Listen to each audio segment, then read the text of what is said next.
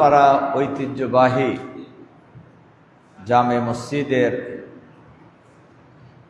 আজকের এই জুমার দিনের মাননীয় খতিব সাহেব, উপস্থিত সম্মানিত মুরব্বিয়ান একরাম, মুসল্লিয়ান একরাম, আসসালামু আলাইকুম ওয়া রাহমাতুল্লাহি ওয়া বারাকাতুহু।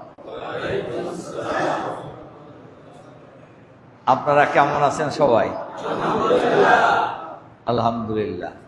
আল্লাহ তাআলার দরবারে শুকরিয়া, যিনি মেহেরবানি করে অনুগ্রহ করে আমাদেরকে আজকে জুমার নামাজ আদায় করার জন্য মসজিদে আসার সুযোগ যে মহামনিব আমাদেরকে দিয়েছেন, ওই মহামনিবের দরবারে আমরা শুকরিয়া আদায় করি আলহামদুলিল্লাহ। দরুদ ও সালাম আমাদের নবী ও নেতা জনাবে মুহাম্মদুর রাসূলুল্লাহ সাল্লাল্লাহু আলাইহি ওয়াসাল্লাম। সম্মানিত মুসল্লিয়ান কেরাম, আমরা যে মাসটা পার করছি এ মাসের নাম কি?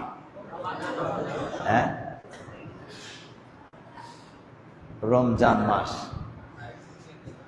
এই মাস অনেক গুরুত্বপূর্ণ মাস।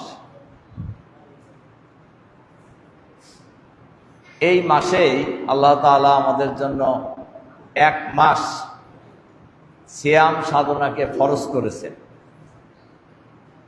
কুতিবা আলাইকুমুস সিয়াম কামা কুতিবা আলাল্লাযীনা মিন ক্বাবলিকুম লাআল্লাকুম তাত্তাকুন।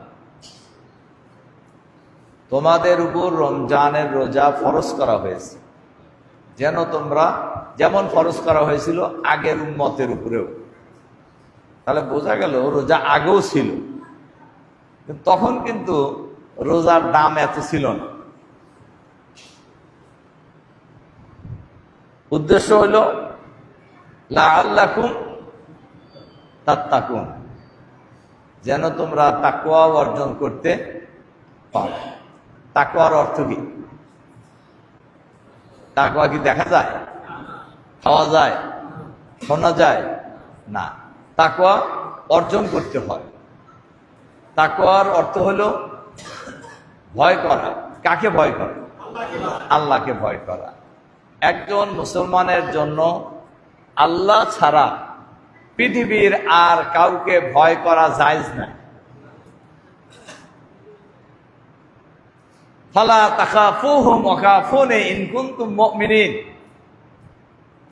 আল্লাহ বলছেন তোমরা তাদেরকে ভয় করো না, আমাকে ভয় করো যদি তোমরা মুমিন হও। তা আমরা মুমিন না? কি বলেন, মুমিন কিনা? সন্দেহ করে গেছেন যে আবার কোনটা কয় কোনটা হয়। আমরা অবশ্যই আমরা মুমিন বলে নিজেদেরকে আমরা মনে করি, তাই না? কি ঠিক আছে কিনা? মুমিনরা ভয় করবো কাকে? আল্লাহ ছাড়া আর কাউকে ভয় করা যাবে না। এই যে হুমকি দামকি দেয় মানুষ, তার হুমকি দামকি দেয়, ভয় যদি পান তাহলে ইমানের দুর্বলতা কিনা? এটা কি ইমানের দুর্বলতার লক্ষণ না সবলতার লক্ষণ? কি কথা কম নাকি? দুর্বলতার লক্ষণ। তার কারণ ইমানদার ভয় পাবে কাকে? শুধু আল্লাহকে। ফালা তাখশাউহুম ওয়াখশাউনি ওয়ালিউতিম্মা নি'মাতি আলাইকুম লাআল্লাকুম তাহতাদুন। সত্যিকারের ইমানদার যারা, তারা আল্লাহ বলছেন যে তারা ভয় করবে কাকে? আমাকে।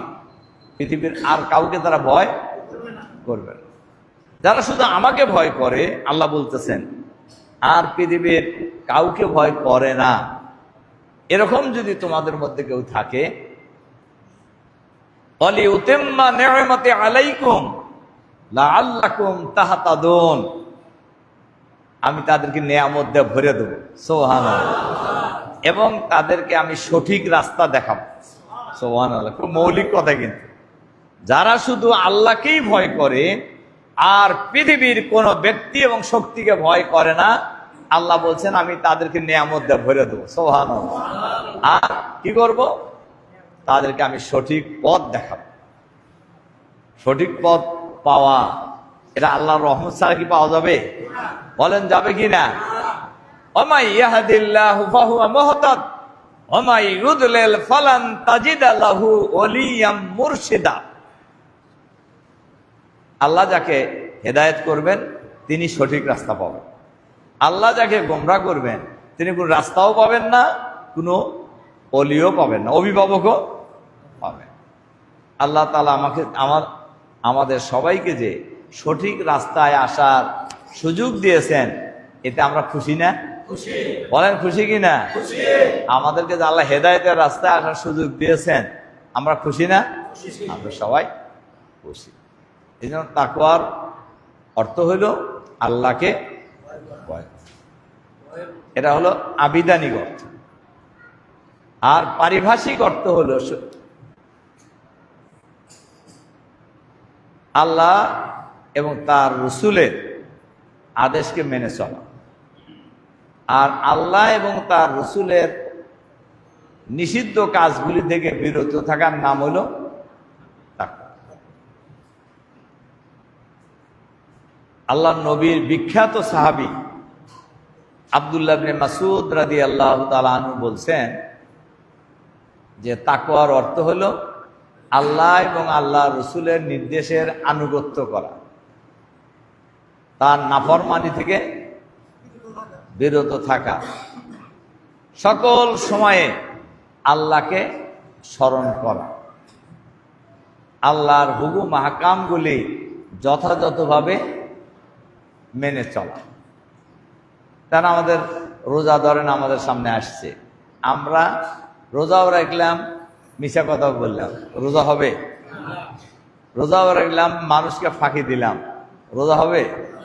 রোজাও রাখলাম, ওজনে কম দিলাম, রোজাও রাখলাম, অন্যের জমির আইল ফেললাম, বলেন হবে?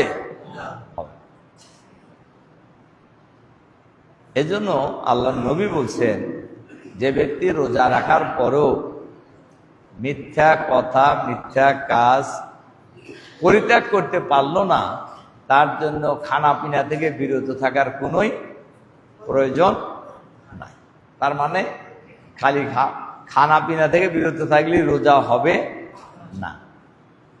কাজেই আমরা রোজা আমাদের সামনে আসছে যাচ্ছে, কিন্তু আমাদের এখানে বিবেচ্য বিষয় হলো যে আমরা সত্যিকার ভাবে সেই তাকওয়া অর্জন করতে পারছি কিনা। রোজা আসবে যাবে, আমি তাকওয়া অর্জন করতে পারলাম না, আমার লাভ হইল? আমার কোন লাভ হবে? হবে। এজন্য আমি আপনাদের অনুরোধ করব যে এই রোজার মাসে আমরা তাকওয়া অর্জন করার জন্য চেষ্টা করব ইনশাআল্লাহ। দ্বিতীয় কথা হলো যে এই মাসের অনেক সওয়াব। কত গুণ সওয়াব? 70 গুণ। কত গুণ? এই মাসের একটা ফরজ ইবাদত অন্য মাসে কয়টা ফরজের সমান? 70টা ফরজের সমান। এই মাসের একটা নফল ইবাদত অন্য মাসে ফরজ ইবাদতের সমান। রাসূল সাল্লাল্লাহু আলাইহি সাল্লাম বলছেন জান্নাতের দরজা আছে কয়টা? 8টা। এর মধ্যে একটা দরজা খুবই দামি দরজা, এটার নাম হলো রাইয়ান। এই শুধুমাত্র রোজাদাররা এই রাইয়ান দরজাতে প্রবেশ করবে। সুবহানাল্লাহ। তা আমরা কি ওই দরজাতে যেতে চাই না? বলেন যেতে চাই কিনা? কাজেই আর বুখারী শরীফ এবং মুসলিম শরীফ সহ বলা যায় সিহাহতার সকল গ্রন্থে এই হাদিসটা বর্ণনা করছে। মান সামা রমজানা ওয়া ঈমানা ওয়া ইহতিসাবান গুফিরা লাহু মা তাকাদ্দামা মিন জামবি। যে ব্যক্তি ঈমান এবং ইহতিসাবের সাথে পবিত্র মাহে রমজানের রোজা রাখবে, আল্লাহ তাআলা তার জীবনের আগে পরের সব গুনাহ মাফ করে দিবেন। সুবহানাল্লাহ। আপনারা খেয়াল করছেন নিশ্চয়ই হাদিসের ভাষা, রোজা রাখলেই গুনাহ খাতা মাফ করা হবে এই কথা কিন্তু বলা হয়নি। তা কি বলা হয়েছে? বলা হয়েছে ঈমান এবং ইহতিসাবের সাথে রোজা রাখতে হবে। ঈমান হলো যে ব্যক্তি ঈমান আনবে তিনি হলেন মুসলিম, আর যিনি মুসলিম তিনি পৃথিবীর আর কোনো আদর্শ তিনি গ্রহণ করতে পারবেন। রাজনীতির কারণে গ্রহণ করেন, খেলাধুলার স্থলে গ্রহণ করেন, তামাশার স্থলে গ্রহণ করেন, এই সুযোগ কি আছে? বলেন আছে কিনা? ওয়ামাই ইয়াবতাগি গায়রাল ইসলামে দীনান ফালা ইউকবালা মিনহু ওয়া হুয়া ফিল আখিরাতি মিনাল খাসিরিন। ইসলামী আদর্শ বাদ দিয়ে অন্য আদর্শ যারা গ্রহণ করবে, আল্লাহ তাআলা বলছেন আল্লাহর কাছে এটা গ্রহণযোগ্য। আচ্ছা বলেন, যে আদর্শ আল্লাহর কাছে গ্রহণযোগ্য নয়, সে আদর্শের সাথে কোনো মুসলমানের সম্পর্ক থাকতে পারে? বলেন পারে কিনা? ইসলাম ছাড়া আর কোন আদর্শের কথা কোরআনে আছে কিনা বলেন? বলতে পারবে কেউ? নোবডি। একজনও আপনি বলতে পারবেন না যে ইসলাম ছাড়া আর অন্য কোনো আদর্শের কথা কোরআন শরীফে আছে। তাহলে যে আদর্শের কথা কোরআনে নাই, সে আদর্শের কথা আমি মুসলমান মানি কেমনি? এটা বোঝার জন্য বলতেছি আপনার, যে আদর্শের কথা কোরআনে নাই, সে আদর্শের কথা আমরা মানি কেমনি? মানা উচিত? মোটেই উচিত নয়। সম্মানিত মুসল্লিয়ানে কেরাম, সুতরাং এই ঈমান এবং ইহতিসাবের সাথে আমরা আল্লাহ তাআলার কাছে দোয়া করব, আমাদের বাকি রোজা, রমজানের বাকি রোজাগুলি যেন আমরা সবাই ঈমান এবং ইহতিসাবের সাথে রাখার সুযোগ পাই। সবাই বলেন আমিন। সম্মানিত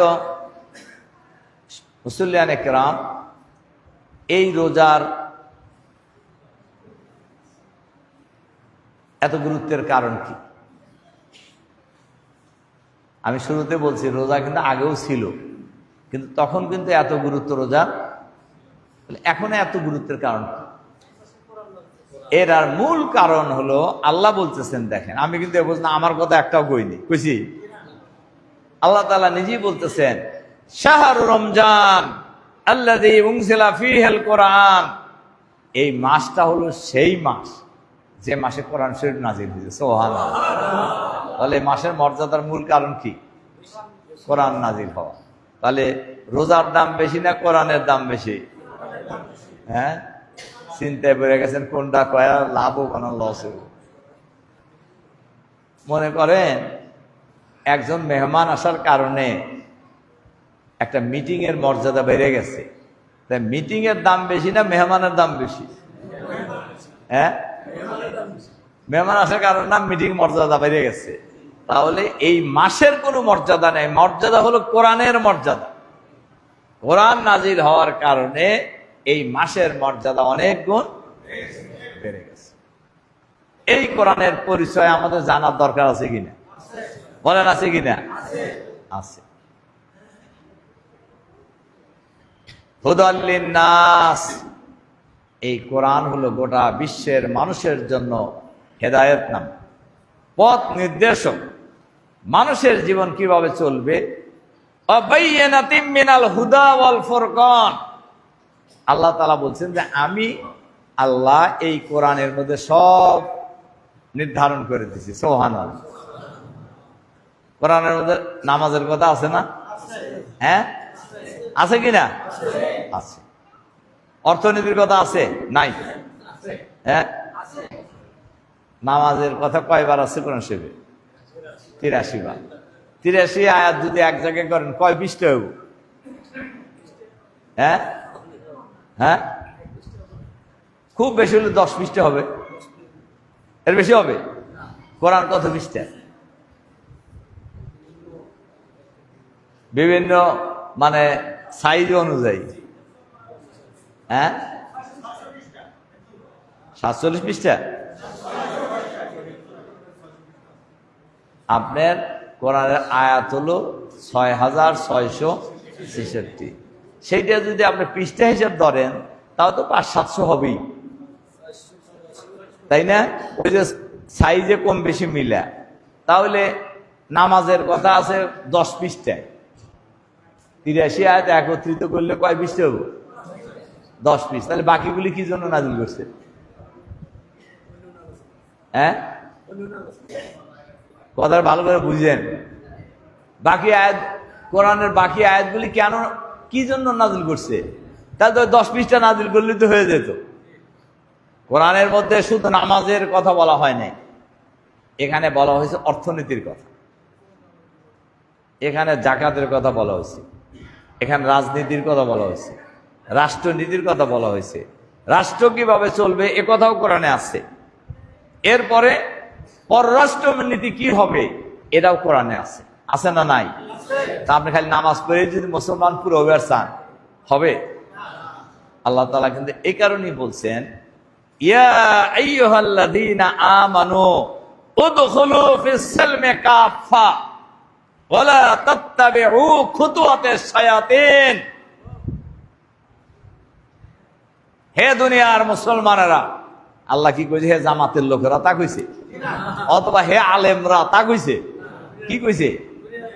মুসলমানদের বলছে। মুসলমান যারা সবার জন্য আল্লাহর হুকুম যে তোমরা ইসলামের মধ্যে পরিপূর্ণ প্রবেশ করো। মানে কি? এটা কি ঘর জোগা লাগবে, অথবা এটা কি গর্তের মধ্যে ঢুকতে হবে? না, এখানে পরিপূর্ণভাবে প্রবেশ করার অর্থ হলো ইসলামকে তোমরা পরিপূর্ণভাবে মেনে চলো। আর এই ক্ষেত্রে শয়তানের অনুসরণ করো না। একজন মানুষ যদি ইসলামের অনুসরণের পাশাপাশি অন্য কিছু অনুসরণ করে, তাহলে আল্লাহ বলছেন শুধু ইসলামের অনুসরণ করতে, আপনি যদি অন্যটাও করেন তাহলে আপনার ইসলামের মধ্যে ভাগ বসানো হইল না? বলেন হইল কি না? এটা যদি কেউ বসায়, না বুঝা বসাইলে তো হলো ধরেন আলাদা কথা, কিন্তু যদি বুঝে শুনে বসায় তাহলে শের হবে কিনা বল? খুব মারাত্মক কথা। কিন্তু আমার কথা কি আপনি বুঝতে পারছেন? ইমানদাররা ইসলাম ছাড়া আর অন্য কিছু গ্রহণ করতে পারে। সম্মানিত মুসল্লিয়ানে কেরাম, যে কথা বলতেছিলাম যে কোরআন শরীফ এই মাসে নাজিল করার কারণে মাসের মর্যাদা আর কোরআনের পরিচয় আল্লাহ এখানে দিয়েছে। সূরা অন্য জায়গায় কোরআনের পরিচয় দিয়েছেন, আল্লাহ তার নবীকে অ্যাড্রেস করছেন, কিতাবুন আনসালনাহু ইলাইকা লিতুখরিজান নাসা মিনাজ যুলুমাতি ইলান নূর। হে নবী, তোমার উপর আমি এই কোরআন নাজিল করেছি। সুবহানাল্লাহ বলেন না গো? তোমার কাজ হলো এই কোরআন দিয়ে মানুষকে অন্ধকার থেকে আলোর দিকে নিয়ে আসা। তাহলে কোরআনের কাজ কি? মানুষকে অন্ধকার থেকে, নবী কি আছে না নাই? এখন নাই। নবী তো আমাদের কাছে কি আছে? নাই। তাহলে এই কাজ করবে কারা? আলেমরা। আলেমরা যদি হে কাম না করে তে কে করবে? আমরা যারা উম্মতে মুহাম্মাদি বলে পরিচয় দেই, মুহাম্মদ সাল্লাল্লাহু আলাইহি সাল্লামের উম্মত বলে দাবি করি, অনুসারী বলে দাবি করি, মানি বলে দাবি করি, এটা তাদের দায়িত্ব হলো এই দায়িত্ব পালন করা। সুবহানাল্লাহ। আল্লাহ তাআলা বলছেন, মা আতাকুমুর রাসূলু ফাকুযুহু ওয়া মা নাহাকুম আনহু ফান্তাহু। আল্লাহ নবী তোমাদের জন্য যা নিয়ে এসেছেন তোমরা এটা অনুসরণ করো, এটা মেনে চলো। আর তিনি যা নিষেধ করেছেন এগুলি বয়কট করো, বর্জন করো, পরিহার করো। কে বলছেন? কে বলছেন? আল্লাহ নিজে বলে দিন। সুবহানাল্লাহ। একটু সুবহানাল্লাহ বললেন না? আল্লাহ নবীর মর্যাদা কোন জায়গায় দিয়ে দিছে আল্লাহ? আল্লাহ নবী কি নিয়ে এসে চিন্তায় করে গেছেন যে কি নিয়ে? আল্লাহ নবী আমাদের কাছে, সারা পৃথিবীর মানুষের কাছে কিয়ামত পর্যন্ত যা নিয়ে আসেন পৃথিবীর শ্রেষ্ঠ সম্পদ আল কোরআন। কে নিয়ে আসছেন? আল্লাহ নবী। আল কোরআন, যেটা আমাদেরকে উপহার দিয়েছেন। সুতরাং এটা আমরা সবাই মেনে চলার জন্য চেষ্টা করব ইনশাআল্লাহ। আর আরেকটা কারণ এই মাসের গুরুত্বের, এই মাসে একটা তো হলো কোরআন নাজিল হয়েছে আর কোরআনের পরিচয় আল্লাহ দিয়ে দিছে। 2 নাম্বার, এই মাসের মর্যাদার কারণ হলো এই মাসে ঐতিহাসিক বদরের যুদ্ধ সংগঠিত হয়েছে। বদরের যুদ্ধ কোন মাসে হয়েছে? হ্যাঁ, রমজান মাসে। রমজানের কয় তারিখে? 17ই রমজান। ভালো করে শোনেন। এই যুদ্ধের মধ্য দিয়ে, এই যুদ্ধের সেনাপতি কে ছিল? হ্যাঁ, চিন্তা করে গেছেন কি বলবেন। এই যুদ্ধের সেনাপতি ছিলেন স্বয়ং বিশ্বনবী মুহাম্মদুর রাসূলুল্লাহ সাল্লাল্লাহু আলাইহি সাল্লাম ছিলেন এই যুদ্ধের প্রধান সেনাপতি। সুবহানাল্লাহ বলেন। দেখেন, উনি মসজিদের ইমাম, আবার সেনাপতি হয়েছে। আমরা মনে করি মসজিদের ইমামের কামলে নামাজ পড়বে, একটা বাইরের একটা কথা কয়ে আসবে। আমার মসজিদে দেখেন লেখা থাকে, আপনাদের মসজিদ লেখা আছে কিনা আমি জানি না, যে মসজিদের দুনিয়াবি কোনো কথা বলা নিষেধ। দুনিয়াবি কথা মানে কি? চুরি করার পরিকল্পনা যদি করে মসজিদে এসে, তাহলে এটা নিষেধ। সমাজের কথা বলা যাবে না। আল্লাহ নবীর সচিবালয় কোথায় ছিল? মসজিদে নববী, নিজের হাতে তৈরি করা মসজিদ। সুবহানাল্লাহ বলেন না। ওনার যে সুপ্রিম কোর্টের যিনি প্রধান বিচারপতি, ওনার বিচারালয় কোথায় ছিল? এই যে আমি যে মেম্বারে বসেছি, এই মেম্বার ছিল আল্লাহ নবীর বিচারালয়। সুবহানাল্লাহ। ওনার যে উনি যে রাষ্ট্র চালাইছেন, কোন জায়গায় বসে চালাইছেন? এই মেম্বারে বসে চালাইছেন। বিদেশিদের দেখা করতে আসতো, বিদেশি রাষ্ট্রপ্রধান, বিদেশি রাষ্ট্রদূতরা কোথায় দেখা করতো? হ্যাঁ, এরা কি সবাই মুসলমান ছিল?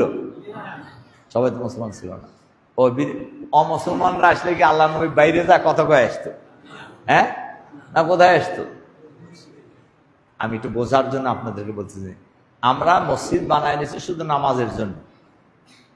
মসজিদ তো সব কিছুর কেন্দ্রবিন্দু, রাষ্ট্রের কেন্দ্রবিন্দু হবে মসজিদ। এই বাংলাদেশে ততদিন পর্যন্ত শান্তির সমাজ প্রতিষ্ঠিত হবে না, যতদিন না দেশের প্রধানমন্ত্রী বাইতুল মোকাররমের ইমামতি করার যোগ্যতা সম্পন্ন লোকেরা প্রধানমন্ত্রী না হবে। চান না এরকম লোক প্রধানমন্ত্রী হোক? হ্যাঁ, সম্মানিত সুধীমণ্ডলী, মুসল্লিয়ানে কেরাম, আমি যে কথা বলছিলাম যে এই যুদ্ধের সেনাপতি ছিলেন হলো বিশ্বনবী মুহাম্মদুর রাসূলুল্লাহ সাল্লাল্লাহু আলাইহি সাল্লাম।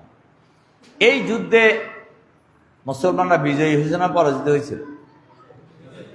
বিজয়ী হয়েছিল।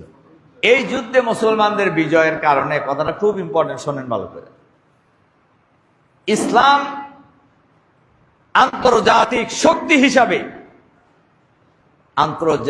আন্তর্জাতিকভাবে প্রতিষ্ঠিত হয়েছিল। সুবহানাল্লাহ। ইসলাম যে একটা শক্তি, এটা প্রতিষ্ঠিত হয়েছিল কখন? বদরের যুদ্ধের বিজয়ের মধ্য দিয়ে। সুবহানাল্লাহ। সম্মানিত মুসল্লিয়ানে কেরাম, আরেকটা মর্যাদার কারণ, এই মাসে এমন একটা রাত আছে যে রাতের মর্যাদা কত গুণ? লাইলাতুল কদরে খায়রুম মিন আলফি শাহর। এই মাসে এমন একটা রাত আছে যে রাতের নাম হলো লাইলাতুল কদর, যার মর্যাদা হাজার মাসের চাইতেও উত্তম। সুবহানাল্লাহ। এ কারণেই হযরত উম্মুল মুমিনিন হযরত আয়েশা সিদ্দিকা রাদিয়াল্লাহু তাআলা আনহা কে আল্লাহর নবী বলছেন যে, হে আয়েশা, তোমরা মাসের শেষ 10 দিন বেজর রাত্রে তো তোমরা লাইলাতুল কদর তালাশ করো।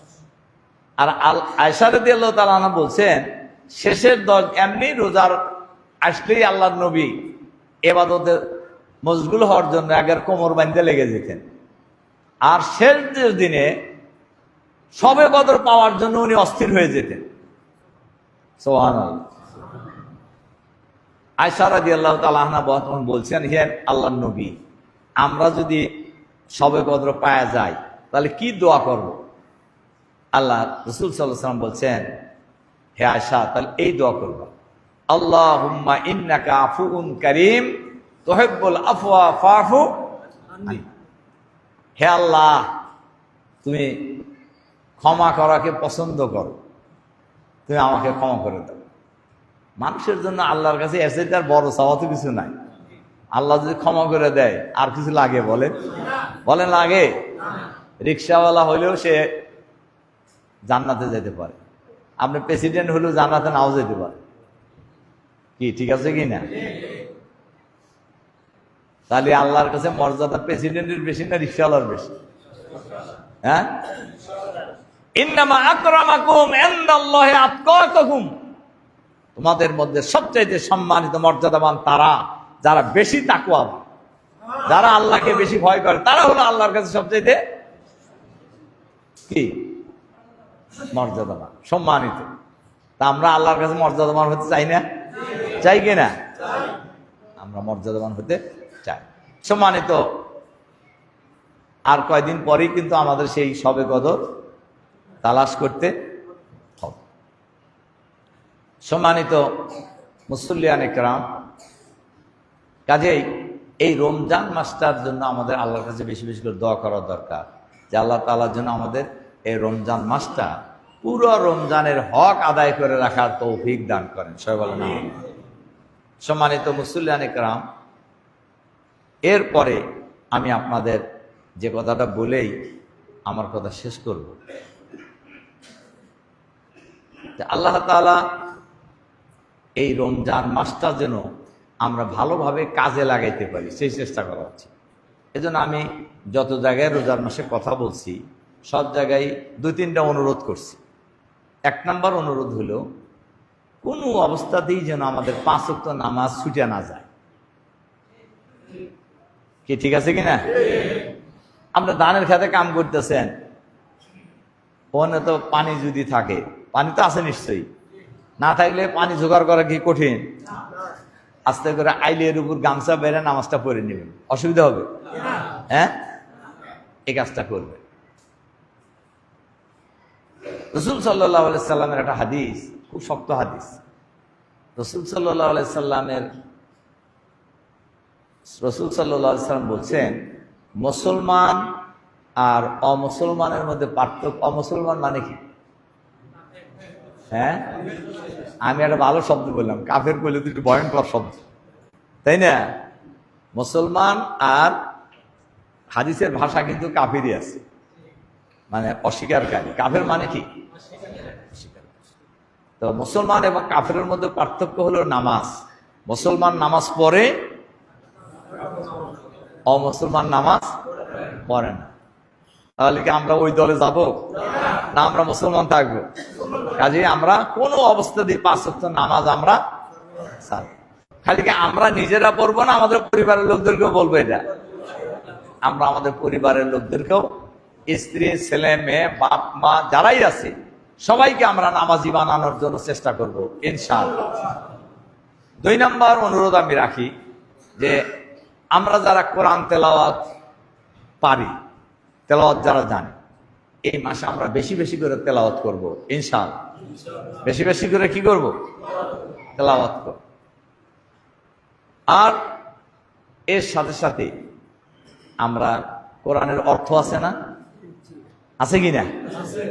আমাদের দেশে আমি আমাদের ওই কেন্দ্রীয় মসজিদ আছে না উল্লাপাড়া, ও তো হিউজ লোক নামাজ পড়ে জুম্মায়, একদম 4 তলা পর্যন্ত। 4 তলাই তো মনে হয় না, কয়তলা? 5 তলায় 5 তলা ভর্তি হয়ে যায়। আমি যে গত জুমা আপনারা বলছিলেন হেনে আসার জন্য, আমাদের লোকেরা আমাকে বলছিল, তাই আমি বললাম যে না, নির্বাচনের পরে আমি প্রথম জুমা পড়বো। হইলো যেহেতু আমি আগের জুমায় ছিলাম ঢাকায়, আসতে পারি নাই, কাজেই দ্বিতীয় জুমা আমি এতে পড়বো। কি বলে? কেন্দ্রীয় মসজিদে পড়বো। ওখানে কিন্তু আমি এই কথাটা বলছি। কি বলতেছিলাম যেন? কোরআন তেলাওয়াত। বেশিরভাগ লোক, আমি ওখানে বলছি কথাটা, আমরা যারা কোরআন তেলাওয়াত জানি, বেশিরভাগ লোকই সূরা ফাতিহার অর্থ জানি না। আমি কি ভুল কইছি? হ্যাঁ, সাপের মন্ত্রণের মতো মুক্ত করে ফেলছি, কিন্তু আলহামদুলিল্লাহ রাব্বিল আলামিন অর্থ কি এটা আমরা জানি না। আমরা যে পড়ি ইয়্যাকা না'বুদু ওয়া ইয়্যাকা নাস্তাঈন, এটার অর্থ কি বেশিরভাগ লোক জানি না। এটার অর্থ হইল, হে আল্লাহ, আমি শুধুমাত্র তোমার ইবাদত করি, তোমার বندگی করি, তোমাকে অনুসরণ করব, আর পৃথিবীর কোন শক্তিকে আমি পরোয়া করি না। এটার অর্থ হলো এই। আর আমি শুধু তোমার কাছে সাহায্য চাই। আমি কার কাছে সাহায্য চাই? আল্লাহর কাছে। আমরা ওয়াদা করতেছি সূরা ফাতিহায় প্রতি ওয়াক্তেই, প্রতি রাকাতে, যে আল্লাহ, আমি পৃথিবীর কোন শক্তির কাছে সাহায্য চাই না, সাহায্য চাই খালি তোমার কাছে। ইবাদত করব শুধু তোমার, মানব শুধু তোমাকে, আর সাহায্য চাইব শুধু তোমার কাছে। এটা বেশিরভাগ লোকই তো আমরা এর অর্থ ভালো করে এটা আরেকদিন আসতো সূরা ফাতিহার উপরে আমি কিছু কথা বলবো, আজকে তো সময় নেই। যে কথা বলতেছিলাম, যারা আমরা তেলাওয়াত জানি তারা আমরা বাংলায় কোরআন হাদিস মেলা বই পুস্তক বেরোয়েছে, বুঝলেন, তাফসীর বেরোয়েছেন, আমরা বাংলা অর্থটা পড়ার জন্য চেষ্টা করব ইনশাআল্লাহ। 3 নাম্বার অনুরোধ, যারা কোরআন শরীফ পড়া জানি না, আমরা এই রমজান মাসে চেষ্টা করব কোরআন শরীফটা পড়া শেখার জন্য। কি চেষ্টা করতে পারি না? বলেন পারি কি না? রাসূল সাল্লাল্লাহু আলাইহি সাল্লাম বলছেন, তালাবুল ইলমি ফারিদাতুন আলা কুল্লি মুসলিমিন ওয়া মুসলিমাত। প্রত্যেক মুসলিম নর ও নারীর জন্য ইলম অর্জন করা কি? রাসূল সাল্লাল্লাহু আলাইহি সাল্লাম আরো বলছেন, খায়রুকুম মান তাআল্লামাল কুরআনা ওয়া আল্লামাহু। তোমাদের মধ্যে ওই ব্যক্তি হলেন সবচাইতে উত্তম যিনি নিজে কোরআন শেখে, অন্যকে কোরআন শেখায়। তা আমরা এই কোরআনটা শিখতে পারি না সবাই, যারা পড়তে পারি না? কি বলেন, পারি কি না? এটা আমাদের সবারই শেখা উচিত। এইটা আমাদের সমাজের কালচারটা ওই রকম না। আলহামদুলিল্লাহ বর্তমান সময়ে কিন্তু আধুনিক লোকেরাও এখন কোরআন হাদিসের অনেক জ্ঞান অর্জন করতেছে না? মানুষের কথা বললে লাভ কি? আমার ভাইদের কথাই বলি, এরা বেশিরভাগই কোরআন শরীফ পড়তে পারত, কিন্তু এদের ছেলে মেয়েরা আবার ইসলামী ছাত্র শিবির বা জামাত শিবিরের সাথে থাকার কারণে এরা অনেক বড় বড় শিক্ষিত হয়ে গেছে, আবার অনেক ইসলামের জ্ঞানেও অভিজ্ঞ হয়ে গেছে। এখন এই ছেলে মেয়েদের চাপে এই বুড়ো বয়সে এসে এরা কিন্তু কোরআন শরীফ পড়া শিখতেছে। আমার কথা কি বুঝতে পারছেন? তা আমি বলি যে ভাই তাও শেখো, ঠিক আছে? তার কারণ কবরের সওয়াল জবাবের ভাষা কি হবে? তাই না? সম্মানিত মুসল্লিয়ানে কেরাম, এর জন্য আমরা সবাই এই 3টা অনুরোধ আমরা রাখার চেষ্টা করবো ইনশাআল্লাহ। কি? 1 নাম্বার হলো নামাজ, যারা নামাজ ছেড়ে দেব না, 5 ওয়াক্ত নামাজই আমরা পড়ার জন্য। মসজিদে আসতে পারলে তো আলহামদুলিল্লাহ, না হলে জমির আইলে দাঁড়ায় হইলেও আমরা নামাজ পড়ে নেব। 2, যারা কোরআন শরীফ পড়া জানি তারা আমরা বাংলা সহ পড়ার চেষ্টা করব। 3, বাংলা সহ মানে অর্থ সহ পড়ার চেষ্টা করব। আর 3, যারা কোরআন শরীফ পড়া আমরা জানি না তারা আমরা কোরআন শরীফ পড়া শিখবো ইনশাআল্লাহ। কে ঠিক আছে কিনা আমার কথা? শিখবেন তো? যারা জানেন না আমরা শিখবো। আমার লাভ কি? আমার কোন লাভ আছে? লাভ আছে, আছে আছে আছে আছে লাভ কি সেটা কয়ে দেয়। আমার এই অনুরোধের কারণে যে যদি কেউ কোরআন শরীফ পড়া শেখেন, কোরআন শরীফ পড়া শেখার কারণে যে পরিমাণ সওয়াব পাবেন আমার আমলনামায় ওই পরিমাণ সওয়াব লেখা হবে। সুবহানাল্লাহ। তবে আল্লাহর নবী বলে দিয়েছেন যে কোরআন শরীফ পড়া শিখলো তার সওয়াব একটু কম হবে না। আমার কথা কি আপনারা বুঝতে পারছেন? কাজেই